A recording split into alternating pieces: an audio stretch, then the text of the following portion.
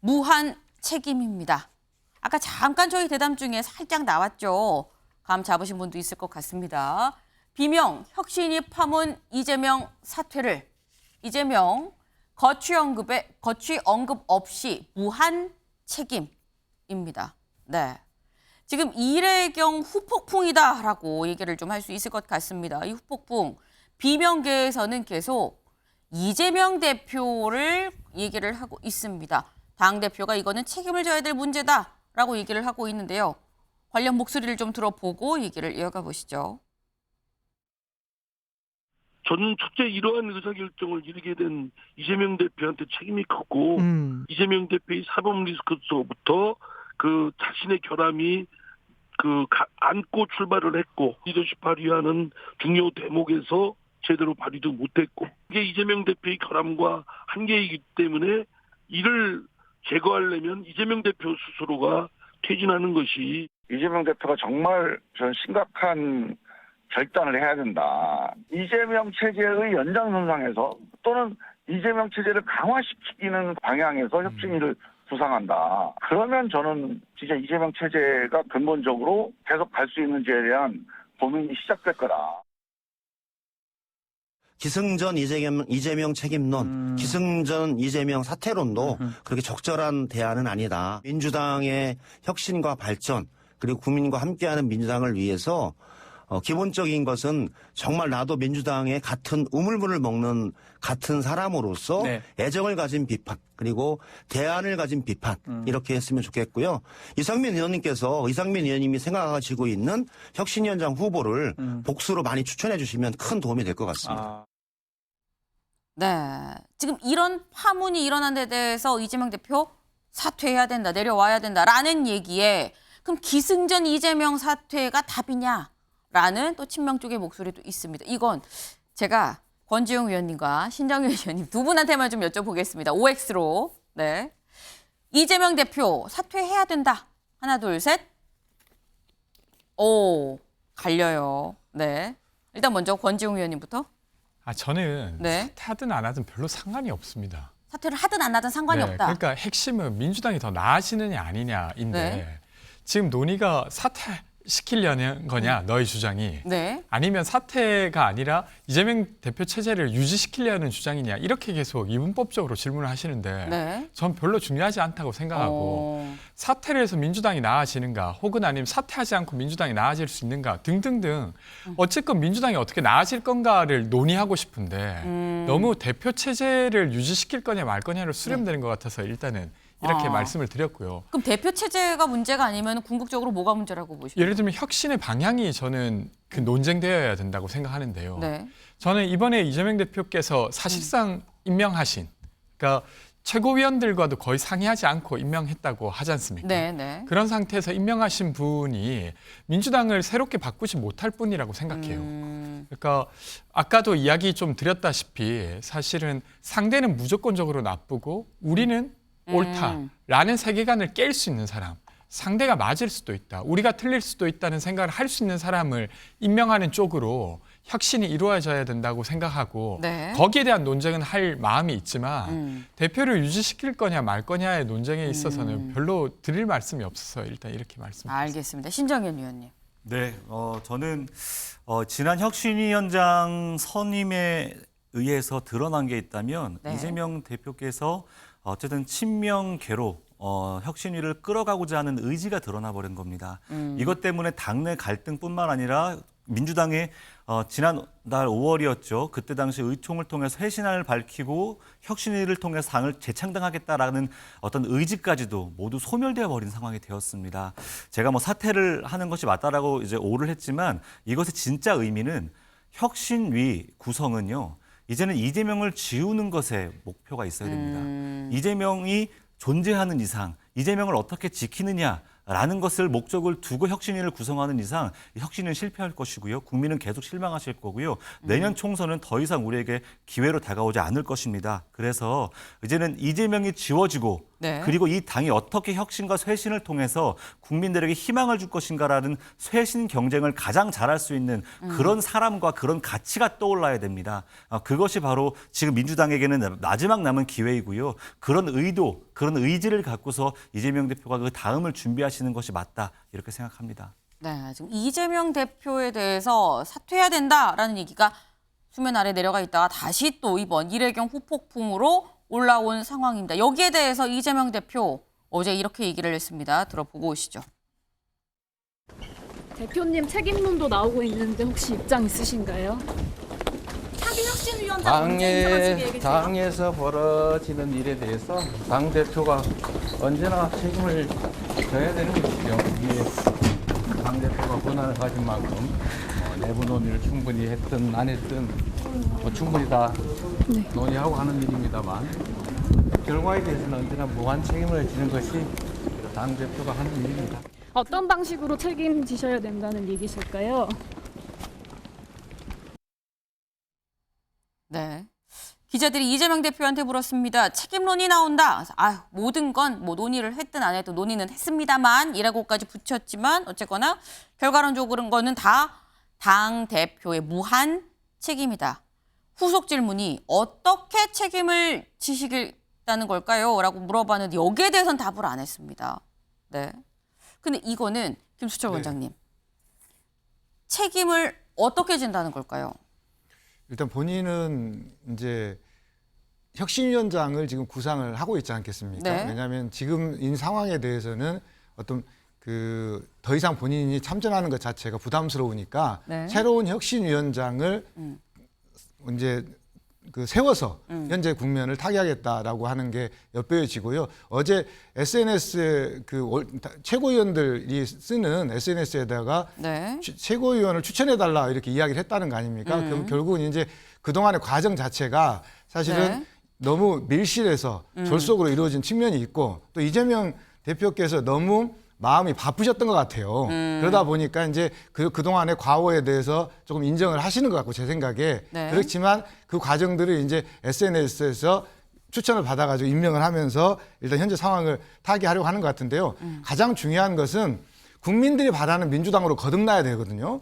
근데 지금은 이재명 대표를 둘러싸고 여러 가지 문제들로 인해 가지고 그것이 어렵기 때문에 민주당이 좀 신뢰의 위기에 온 거 아니겠습니까? 그렇기 위해서는 저는 이재명 대표도 본인의 거취에 대해서도 한번 생각해 볼 필요가 있다. 그래야지만 혁신위가 마음 놓고 민주당을 혁신할 수 있을 거라 이렇게 생각이 됩니다. 이재명 대표는 아마도 이제 빨리 혁신위원장 후속 인선을 빨리 내는 데에서 일단 본인의 그 책임의 첫 번째가 있다라고 좀 생각을 하는 것 같다라는 말씀이셨습니다. 이 말씀을 해주셨어요. 기사를 좀 같이 보겠습니다. 이 대표는 전날 최고위원들의 단체 소셜 네트워크 서비스 방에 혁신위원장을 추천해달라는 글을 올린 것으로 전해졌다. 이 이사장의 내정 사실을 발표 전날 저녁 일방적으로 통보하는 등 절차상의 문제에 대한 당내 지적이 이어지자 추천을 받기로 한 것으로 풀이가 된다. 네. 근데 이 얘기인즉슨 권지웅 위원님. 네.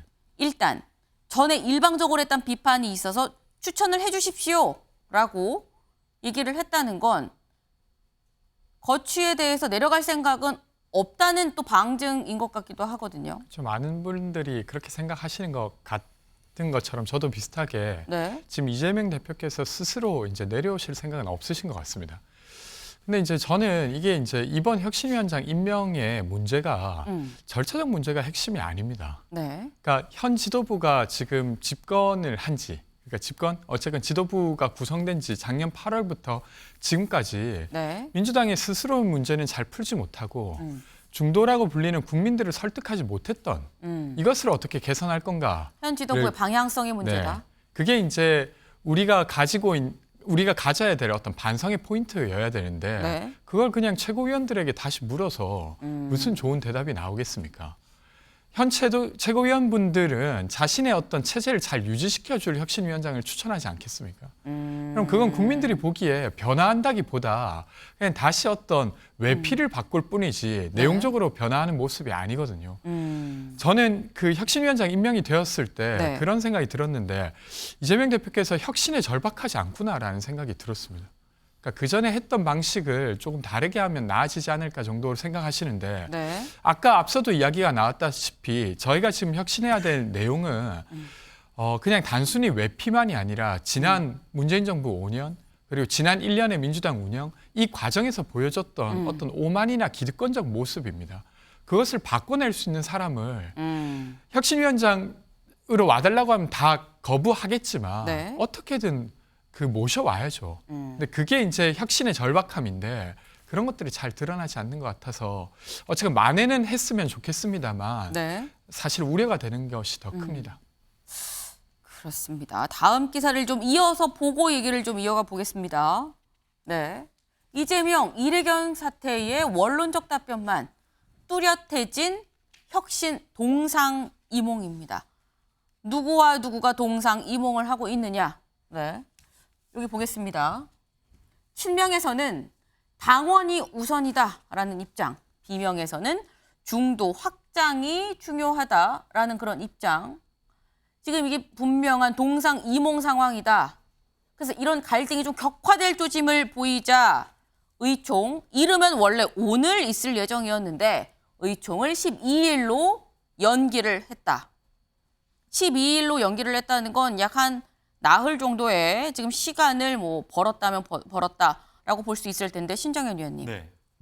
나흘간의 시간, 이 기간 동안 뭔가 수습이 된다거나 정리가 된다거나 가능할까요?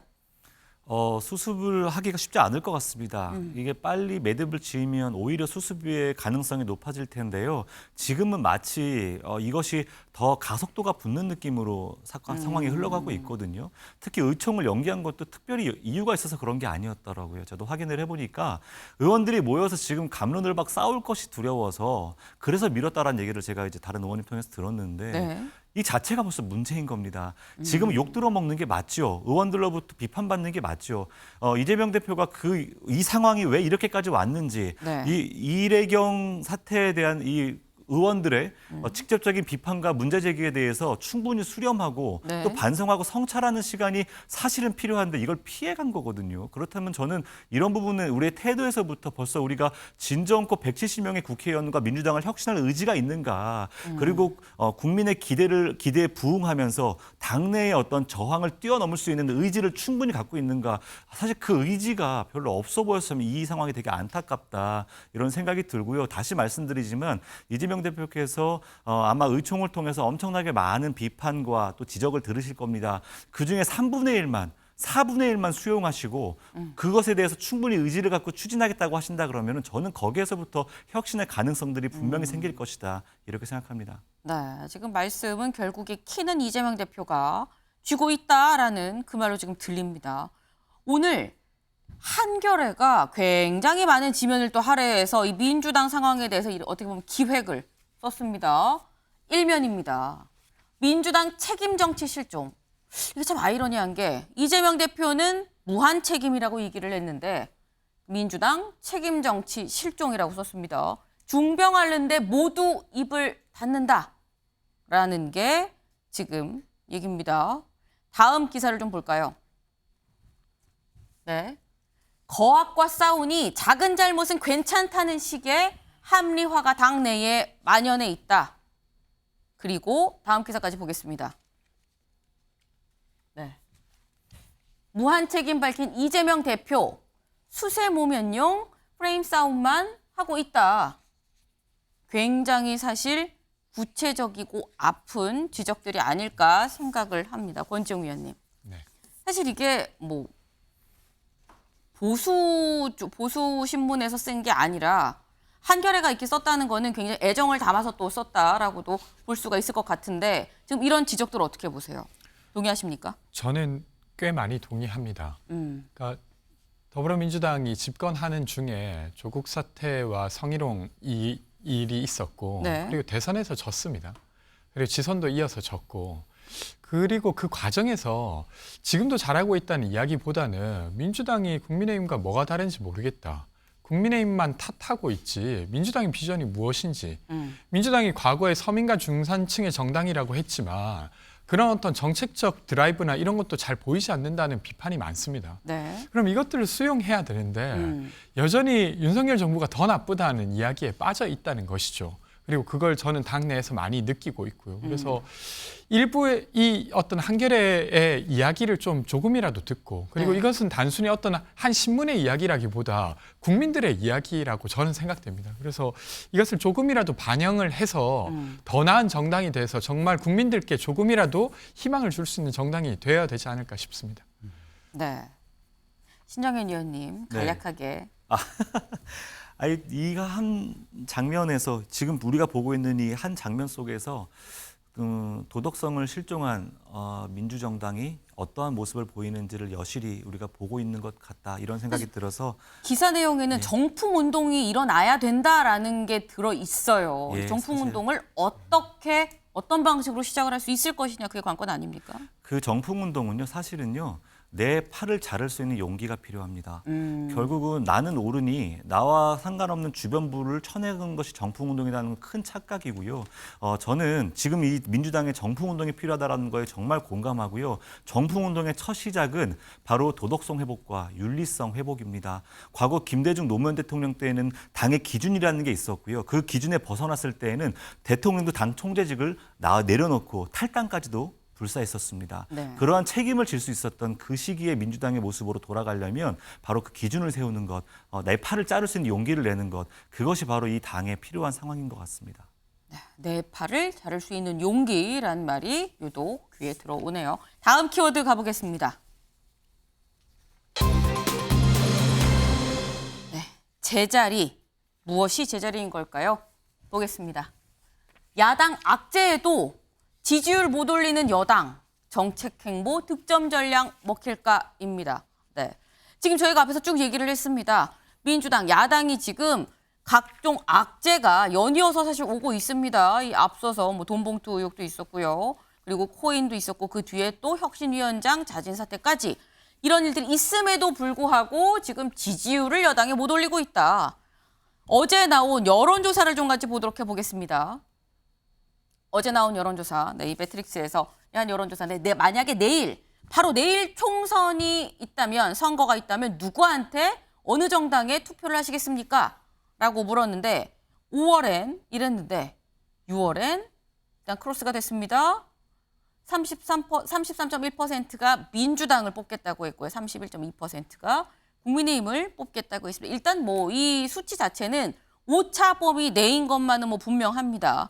때문에 뭐 유의미한 뭐 앞서거니 뒤서거니는 아니다라고 볼 수 있겠습니다만 일단 경향을 좀 봐야겠죠. 이 수치가 하향, 상향이라는 점, 요 점은 좀 봐야 되는 부분이다라는 거. 근데 이 여론조사뿐만이 아니라 한국갤럽 여론조사도 저희가 좀 봤습니다. 정당 지지율의 추이입니다. 네, 국민의힘 빨간색, 민주당 파란색. 그런데 국민의힘은 36이었다 35로 약간 내려갔고요. 민주당 31에 30으로 약간 올라갔습니다. 이게 사실 뭐 큰 차이는 없습니다. 큰 차이는 없는 상황인 건데 근데 이 부분은 최진영 변호사님 사실 큰 차이가 있을 법한 상당한 악재들이 지금 야당에 있는데 안 나니까 이상하다라는 거거든요. 결국 바보야. 문제는 경제다. 사실 아까도 그 그래프에서 봤습니다만 네. 지난 5월 같은 경우에는 이른바 외교 슈퍼위크. 네. 윤석열 대통령이 뭐 일본이건 아니면 미국이건 또 한국이건 외교 관계를 통해 가지고 상당 부분 여론의 어떤 그 스포트라이트를 받으면서 네. 상당 부분 지지율을 얻은 건 사실입니다. 그렇지만 네. 외교 같은 경우에는 바로 밥을 먹여주는 건 아니지 않습니까? 그러고 나서 지금 5월 말 6월 초가 되면서 네. 경제 지표가 나아지지 않고 거기다가 이제 뭐 전세 사기네 뭐네 피해자들이 많이 있다 보니까 네. 또 오히려 이제 여당에 대한 어떤 질책하는 목소리가 나면서 전체적인 어떤 지지율이 조금 살짝 내려오는 부분이 있는데 네. 결국 민주당과의 어떤 협치 문제라든가 아니면 어떤 정책으로서의 어떤 그 실질적인 결과를 내야 되는 이 부분에 있어가지고 어떤 결과가 나오지 못하다 보니까 이것이 30%를 넘고 40%로 가지 못하는 그런 부분이 있다 보니까 결과를 큰 틀에서 왔을 내려면 때는 민주당이랑 협치를 해야 된다라는 그런 사실 부분도 선순환이거든요. 분명히 이제는 국민의 요청이 다가오고 있고 나아가서 그런 부분을 통해서 실질적인 정책의 성과를 나타내야 되는 그런 부분, 그 시점이 점점 네. 다가오고 있다. 저는 그렇게 봅니다. 네. 실질적인 정책의 성과를 내야 된다라는 점. 제가 아까 말씀 중에 살짝 여쭤보기도 했습니다만 성과를 내려면 또 여당 혼자서만 낼 수 있는 부분에 좀 한계가 있습니다. 여야가 같이 손을 맞잡고 좀 성과를 좀 내야 되지 않나라는 생각을 좀 해봅니다. 오늘 저희가 준비한 소식 여기까지입니다. 네, 오늘도 좋은 하루 보내세요.